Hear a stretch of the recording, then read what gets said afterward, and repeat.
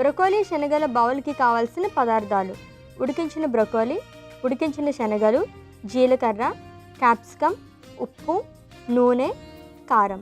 Broccoli శనగల బౌల్కి కావాల్సిన పదార్థాలు చూసాం కదండి. ప్రాసెస్లోకి వెళ్ళిపోదాము. సో ఫస్ట్ ఏం చేయాలండి అలెఖ్య గారు? First oil గీస్తాం.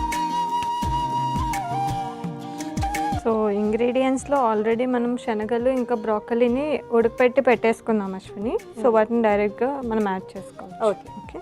ఫ్రై చేసుకోవాలా రెండు? ఫస్ట్ కొద్దిగా ఆయిల్ వేస్తాను. సో ఆర్గానిక్ ఫుడ్స్ గురించి మనం మాట్లాడుకోబోతున్నాం కాబట్టి అసలు ఆర్గానిక్ ఫుడ్స్ అంటే ఏంటి? సో ఆర్గానిక్ ఫుడ్స్ అంటే అశ్విని, ఫార్మర్స్ వాళ్ళు కల్టివేట్ చేసినప్పుడు అంటే పొలం పండిస్తారు కదా, పండించినప్పుడు ఎటువంటి పెస్టిసైడ్స్ కానీ ఫర్టిలైజర్స్ కానీ కెమికల్స్ కానీ ఏవి వాడకుండా ఆర్గానిక్ వేలో అంటే క్రాప్ రొటేషన్ అని చెప్పచ్చు, లేకపోతే ఇది మాన్యూర్ అంటారు కదా, అంటే అవన్నీ న్యాచురల్గా చేసేవన్నమాట. ఈ కెమికల్స్ వాటి బదులు ఇవి యూస్ చేసి పండిస్తే దాన్ని ఆర్గానిక్ ఫార్మింగ్ అని చెప్పేసి అంటాం. ఓకే. సో రీసెంట్గానే చాలా మంది ఆర్గానిక్ ఫుడ్స్ పైన దృష్టి పెట్టారు చెప్పాలంటే కదా.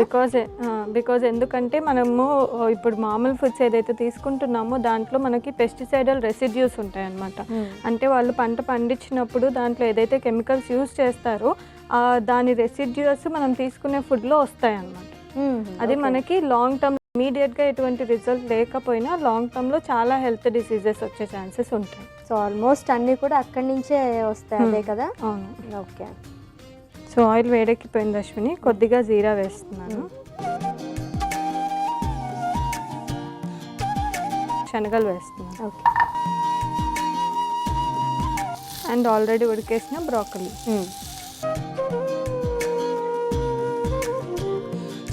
ఇవి ఆల్రెడీ ఉడకపెట్టుకున్నాం కాబట్టి జస్ట్ కొంచెంసేపు ఫ్రై చేసుకుంటే సరిపోతుంది. సో అలెఖ్య గారు, ఆర్గానిక్ ఫుడ్స్ వల్ల అసలు మనకి ఏంటండి ఉపయోగం? సో నాన్ ఆర్గానిక్ ఫుడ్స్తో కంపేర్ చేస్తే అశ్విని, ఆర్గానిక్లో వచ్చేసరికి న్యూట్రిషన్ వాల్యూస్ అనేవి చాలా ఎక్కువగా ఉంటాయి అన్నమాట. లైక్ దాంట్లో ఉన్న న్యూట్రియంట్స్ కానీ యాంటీ ఆక్సిడెంట్స్ కానీ ఎక్కువగా ఉంటాయి. సెకండ్, పెస్టిసైడల్ రెసిడ్యూస్ అనేవి ఉండవు. బికాస్ వాళ్ళు యూజ్ చేసేవంతా ఆర్గానిక్ మాన్యూర్ అండ్ ఇంట్లో మనం ఏదైతే వేస్ట్గా పడేస్తామో వెజిటేబుల్స్ కట్ చేసినప్పుడు అదంతా వాళ్ళు మాన్యూర్ లాగా చేసి అది వాడతారు పంట పండించేటప్పుడు. సో దానివల్ల మనకి న్యూట్రిషన్ వాల్యూస్ పెరుగుతాయి కానీ తగ్గవన్నమాట. ఆ ఫుడ్ తీసుకోవడం వల్ల మనకి హెల్త్కి కూడా చాలా మంచిది. అవును. సో మనం అయితే వేస్టేజ్ పడేస్తాము అవన్నీ కూడా. సో కెమికల్స్తో కాకుండా సో అటువంటి వాటితో వాళ్ళు పండిస్తారు కాబట్టి హెల్త్కి మంచిది. అండ్ వాళ్ళు ఏంటి అంటే లైక్ ఇట్లాంటి కెమికల్స్ మీద డిపెండ్ కాకుండా వాళ్ళ దగ్గర ఉన్న సాయిల్కి ఎటువంటి క్రాప్ అయితే కరెక్ట్గా సూట్ అవుతుంది, బాగా పండుతుందో సాయిల్ టెస్టింగ్ చేసుకుంటారు. చేసి దాని ప్రకారంగానే అక్కడ పంట అనేది పండిస్తారు. అండ్ రెగ్యులర్గా ఒకటే పంట పండించారనమాట. క్రాప్ రొటేషన్ ఉంటుంది. అంటే ఒక సీజన్ ఒకటి పండిస్తారు, మళ్ళీ వేరేది పండిస్తారు. అలా క్రాప్ రొటేషన్ చేయడం వల్ల సాయిల్ ఫర్టిలిటీ అనేది పెరుగుతుంది అన్నమాట. ఓకే. ఎప్పుడు ఒకటే కాకుండా డిఫరెంట్ అంటే ఎప్పటికప్పుడు మారుస్తే కనుక సాయిల్ ఫర్టిలిటీ బాగుంటుంది. ఓకే.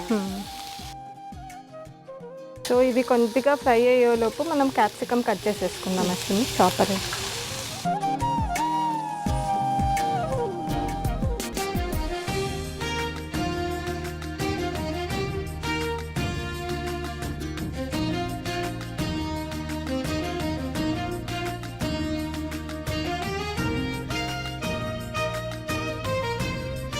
అండ్ చిన్నప్పటి నుంచే పిల్లలకి అశ్విని ఇలాంటి ఆర్గానిక్ ఫుడ్స్ ఇస్తూ ఉంటే వాళ్ళ ఇమ్యూన్ సిస్టమ్ అనేది ఇంకా స్ట్రాంగ్ అవుతుంది అన్నమాట. అవును. సో కట్ చేసుకున్న క్యాప్సికమ్ వేసేస్తున్నాను అశ్విని. దీంట్లో కొద్దిగా ఉప్పు, కొద్దిగా కారం వేస్తుంది. ఓకే. ఏంటి డిష్ అసలు? ఇది మనం స్నాక్ లాగా కూడా తీసుకోవచ్చు అశ్విని. ఈవినింగ్ టైమ్ లేకపోతే మిడ్ మార్నింగ్ స్నాక్ లాగా తీసుకోవచ్చు. ఇన్ బిట్వీన్ చాలామందికి లంచ్ చేయగానే వెంటనే ఆకలి వేయడం అలా ఉంటుంది కదా. సో అట్లాంటి వాళ్ళు మళ్ళీ రైస్ అలా తీసుకునే బదులు ఇలాంటి బౌల్ ఒకటి తీసుకోవచ్చు. ఓకే. సో వెయిట్ లాస్ కూడా ఉపయోగపడుతుంది అయితే చాలా.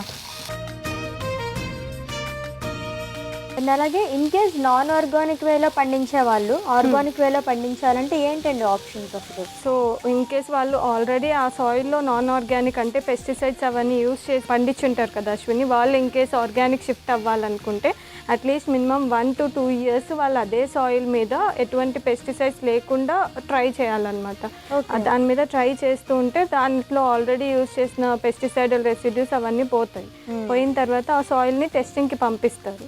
పంపించి అప్పుడు దాంట్లో ఎటువంటి పెస్టిసైడల్ రెసిడ్యూస్ లేవు అంటే అప్పుడు కొన్ని ఏజెన్సీస్ ఉంటాయి Ashwini, organisations I mean to say such as USDA కానీ, ఇండియా ఆర్గానిక్ అని చెప్పేసి, NPOP, వీళ్ళు మెయిన్గా ఏంటి అంటే ఏ పర్టికులర్ ఫుడ్ అయినా వాటిని అది వచ్చిన సాయిల్ ఒకటి ప్లస్ ఆ ఫుడ్ శాంపుల్ ల్యాబ్కి తీసుకెళ్ళి టెస్ట్ చేసి దాంట్లో లేవు ఎటువంటి పెస్టిసైడ్స్ అంటే అప్పుడు ఆ పర్టికులర్ ఫుడ్ ఆర్గానిక్ అని చెప్పి సర్టిఫై చేస్తారు. సో ఆ ల్యాబ్కి వీళ్ళు పంపించాల్సి వస్తుంది సాయిల్, పంపించి వాళ్ళు ఓకే ఆర్గానిక్ అంటే వాళ్ళు గ్రో చేసుకోవచ్చు. ఓకే, ఇప్పుడు ఆల్మోస్ట్ అందరూ కూడా ఆర్గానిక్ ఫుడ్స్ తినడానికి ఇష్టపడుతున్నారు కాబట్టి సో ఒక 2 years పాటు పెస్టిసైడ్స్ అవి లేకుండా మెయింటైన్ చేస్తే సాయిల్ని కనుక అప్పుడు ఆర్గానిక్ వేలో పండించడానికి ఉపయోగపడుతుంది. ఓకే, ఇది అయిపోయింది అశ్విని. మనం స్టవ్ ఆఫ్ చేసి సర్వింగ్ బౌల్లో తీసాం. ఓకే, సో జనరల్గా ఆర్గానిక్ ఫుడ్స్ తినాలంటే కనుక చాలామంది ఇష్టపడతారు, బట్ కొంచెం ఎక్స్పెన్సివ్ కదా, ఎందుకు అంత ఎక్స్పెన్సివ్ ఉంటాయి? బికాస్ దీంట్లో ఏంటి అంటే Ashwini different levels of testing ఉంటాయన్నమాట. మనకు నాన్ ఆర్గానిక్లో అటువంటి టెస్టింగ్ ఏమీ ఉండవు, డైరెక్ట్ పండించేస్తారు, అవి లైక్ జస్ట్ చెక్ చేసుకుంటారు ఏమైనా పురుగు ఉందా లేదా అని ప్యాక్ చేసేస్తారు. బట్ ఇక్కడ అట్లా ఉండదు, వాళ్ళు పండించే దగ్గర నుంచి ప్రతి లెవెల్లో వాళ్ళకి ఇన్స్పెక్షన్ అనేది జరుగుతుంది. ఫస్ట్ ఇనీషియల్గా వాళ్ళు ఆర్గానిక్ స్టార్ట్ చేయాలంటే అప్పుడు సాయిల్ టెస్ట్ చేస్తారు. దాని తర్వాత ఇన్ బిట్వీన్ కూడా వాళ్ళకి బయట ఏజెన్సీస్ ఏవైతే ఉంటాయో వాళ్ళు వచ్చి చెక్ చేస్తూ ఉంటారు. అండ్ ఫార్మర్స్తో వాళ్ళు డైరెక్ట్ ఇంటరాక్ట్ అవుతారు అనమాట. ఇంటరాక్ట్ అయిపోయి ఎలా పండిస్తున్నారు ఏంటి అన్నీ తెలుసుకుంటారు. అండ్ ఆ మొత్తం వాళ్ళకి పంట చేతికి వచ్చాక కూడా ఆ పంట మొత్తం శాంపుల్ వాళ్ళు ల్యాబ్కి పంపించి మళ్ళీ అక్కడ వాళ్ళకి అప్రూవ్ వస్తేనే దాన్ని ఆర్గానిక్గా సేల్ చేస్తారు. ఓకే, రైట్, ఇన్ని లెవెల్స్ ఆఫ్ చెక్కింగ్ కానీ ఇన్ని లెవెల్స్ ఆఫ్ కేర్ అనేది ఉంటుంది కాబట్టి అది కొంచెం ఎక్స్పెన్సివ్. సో చెప్పడానికి ఇంత టైం పట్టింది కాబట్టి వాళ్ళు కొంచెం ఎక్స్పెన్సివ్గానే ఉంటాయి వాళ్ళు పడిన కష్టానికి తగ్గట్టుగా. సో అందుకే కొంచెం కాస్ట్లీ అనమాట ఆర్గానిక్ ఫుడ్ అనేది. బట్ హెల్త్ పరంగా చూసుకున్నట్లయితే చాలా చాలా మంచిది. సో మన డిష్ కూడా ప్రిపేర్ అయిపోయింది కదా, సర్వ్ చేసుకుందామా?